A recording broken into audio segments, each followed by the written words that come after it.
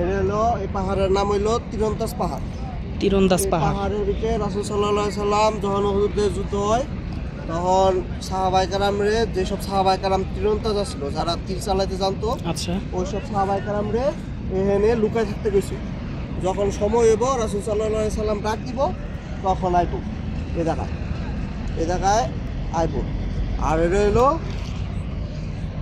উহুদের ময়দান। উহুদের ময়দান রাসূল সাল্লাল্লাহু আলাইহি সাল্লামের চাচা হামজা রাদিয়াল্লাহু তাআলা আনহু সহকারে 70 জন সাহাবীর কবর মোবারক ওই জায়গায়। রাসূল সাল্লাল্লাহু আলাইহি সাল্লাম যখন চাচা হামজা রাদিয়াল্লাহু তাআলা আনহুরে শহীদ করা হয়, হামজা রাদিয়াল্লাহু তাআলা আনহুরে ওইদিকে একটা খেজুরের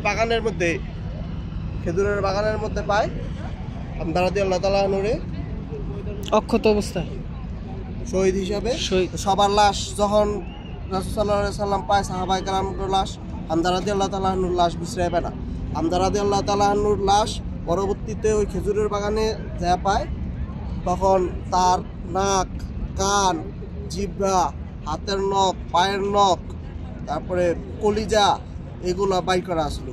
তখন যেরকম রাসূল সাল্লাল্লাহু আলাইহি সাল্লাম জিজ্ঞাসা করলো যে আমার চাচা হামজা রাদিয়াল্লাহু তাআলা আনহুর কি জন্য এরকম, তখন সাহাবায়ে কেরামগণ বলল যে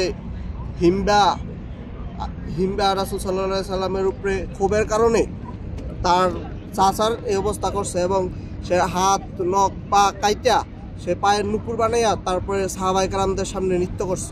নাউজুবিল্লাহ। আমাদের হচ্ছে